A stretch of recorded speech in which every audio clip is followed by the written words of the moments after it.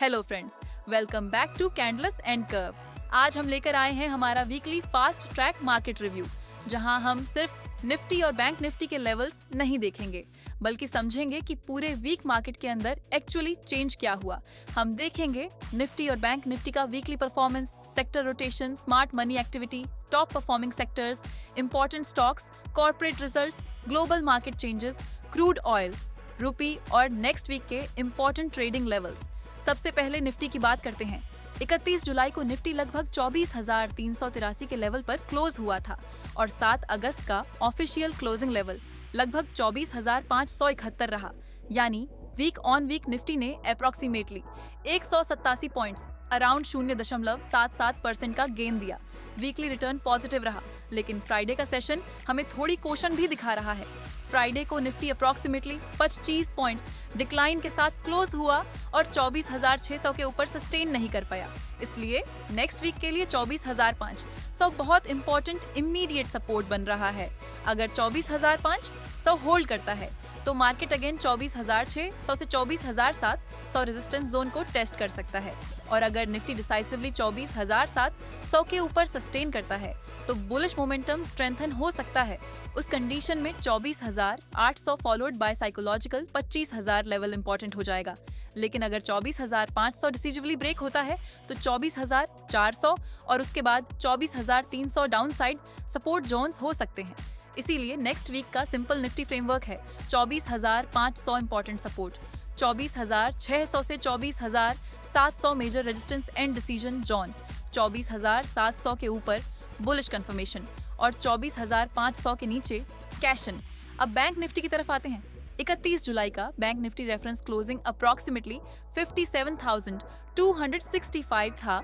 Week के दौरान हमने 57,500 से 57,750 रीजन को repeatedly important support area identify किया था और मार्केट ने इस रीजन के अराउंड बाइंग इंटरेस्ट भी शो किया। अब 58,000 से 58,100 का एरिया मेजर डिसीजन जोन बना हुआ है।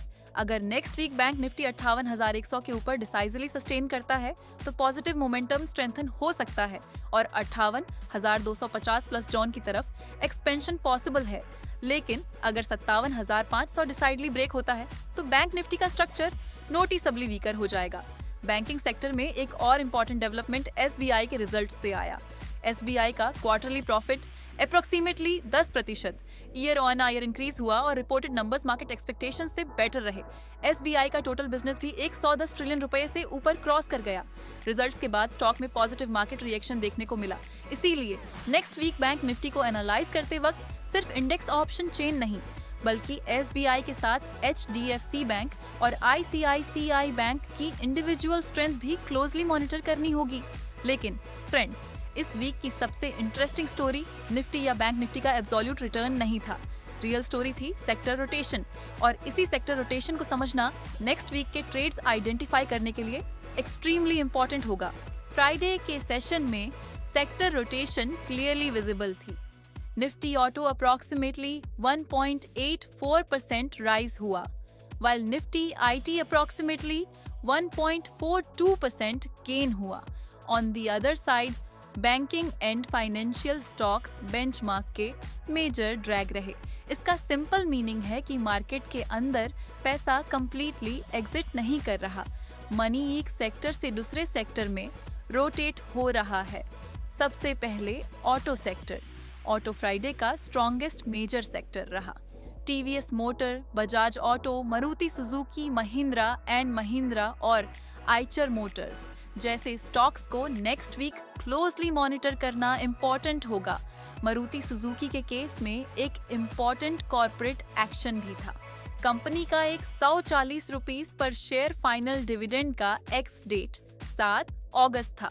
इसलिए मारुति के प्राइस मूवमेंट को एनालाइज करते वक्त डिविडेंड एडजस्टमेंट को भी कंसिडर करना जरूरी है। ओवरऑल ऑटो सेक्टर का present sentiment positive to bullish है। अब IT सेक्टर की तरफ आते हैं। लॉन्ग करेक्शन के बाद IT स्टॉक्स में बाइंग इंटरेस्ट रिटर्न होता दिख रहा है।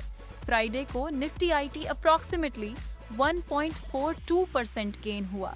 TCS, Infosys, HCL technologies, Tech Mahindra और कोफोर्ज इंपॉर्टेंट स्टॉक्स हैं। जिन पर हमें नेक्स्ट वीक क्लोज वॉच रखना चाहिए। लेकिन आईटी के केस में सिर्फ प्राइस मोमेंटम देखना सफिशिएंट नहीं है। Artificial intelligence, traditional outsourcing model, employ productivity, billing rates और मैन पावर रिक्वायरमेंट को कैसे चेंज करेगा, ये लॉन्ग टर्म फंडामेंटल क्वेश्चन अभी भी ओपन है।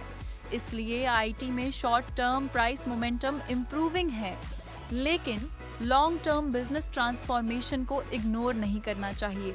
अब एफएमसीजी सेक्टर की बात करते हैं। ब्रिटानिया ने इम्पोर्टेंट क्वार्टरली नंबर्स रिपोर्ट किए। कंपनी के consolidated quarterly profit approximately 13.4% increase हुआ, while revenue approximately 8.2% ग्रो हुआ। मैनेजमेंट डोमेस्टिक कंजम्पशन को लेकर कंस्ट्रक्टिव है, लेकिन क्रूड ऑयल, कमोडिटी वॉलेटिलिटी और जियोपॉलिटिकल रिस्क्स अभी भी मार्जिन्स के लिए इम्पोर्टेंट फैक्टर्स हैं। Company packaging optimisation, procurement efficiency, waste reduction और रिन्यूएबल एनर्जी के थ्रू कॉस्ट्स को कंट्रोल करने पर फोकस कर रही है। इसीलिए ब्रिटानिया का overall result sentiment positive consider किया जा सकता है।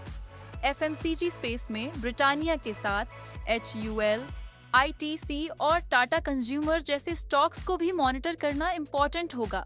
अब मेटल सेक्टर को स्ट्रेट फॉरवर्ड बुलिश या बेयरिश क्लासिफाई करना डिफिकल्ट है, बिकॉज इसका direction largely 3 major global factors ऐसी इन्फ्लुएंस होता है: चाइना डिमांड, US डॉलर और इंटरनेशनल कमोडिटी प्राइसेस। हिंदाल्को भी important earnings and commodity sensitive stock बना हुआ है, इसलिए Hindalco, Tata steel, JSW steel, Vedanta और अदर मेजर मेटल काउंटर्स में सेलेक्टिव अप्रोच बेटर रहेगी। ओवरऑल सेक्टर पिक्चर को समराइज करें तो ऑटो करंटली स्ट्रॉन्गेस्ट कैटेगरीज में है, आईटी इम्प्रूविंग है, एफएमसीजी सिलेक्टिव पॉजिटिव है, बैंकिंग कंसोलिडेशन मोड में है, मेटल्स कमोडिटी डिपेंडेंट हैं और एनर्जी सेक्टर क्रूड ऑयल और जियोपॉलिटिकल डेवलपमेंट्स की वजह से हाईली इवेंट ड्रिवन है। अब क्वेश्चन ये है कि डोमेस्टिक सेक्टर रोटेशन के साथ ग्लोबल मार्केट हमें क्या सिग्नल दे रहा है। सबसे पहला मेजर रिस्क क्रूड ऑयल है।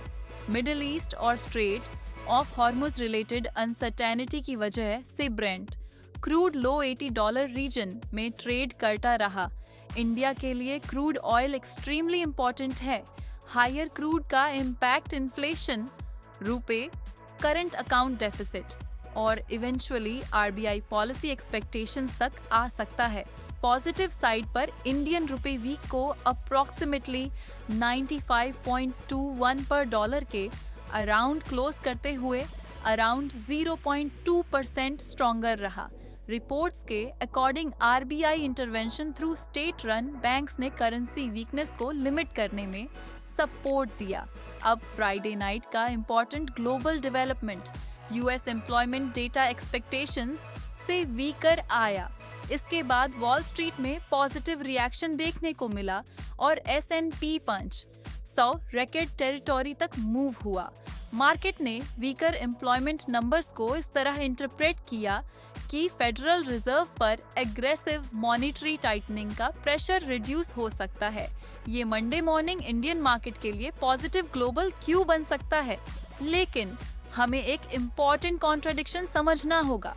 US इक्विटी मार्केट पॉजिटिव है, Fed tightening risk relatively reduce हुआ है, लेकिन क्रूड ऑयल एलिवेटेड है और जियोपॉलिटिकल अनसर्टेनिटी अभी भी प्रेजेंट है। इसीलिए ग्लोबल सेंटीमेंट पॉजिटिव है, but completely risk free bullish नहीं।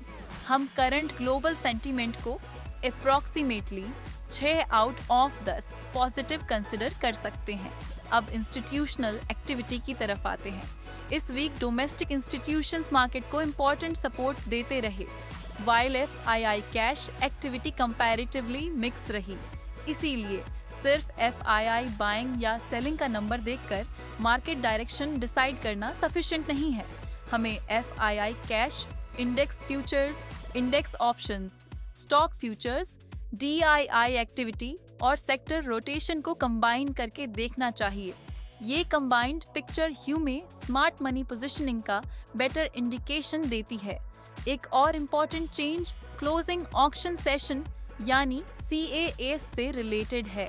ऑफिशियल क्लोजिंग प्राइस और कंटिन्यूअस मार्केट के लास्ट ट्रेडेड लेवल्स के बीच डिफरेंस आ सकता है, इसलिए हमारी एनालिसिस में हम traded price, option chain positioning, futures data, writer behaviour और ओवरऑल मार्केट स्ट्रक्चर को प्रायोरिटी देते रहेंगे rather than depending on one closing print only. अब नेक्स्ट वीक का कंप्लीट फास्ट ट्रैक आउटलुक।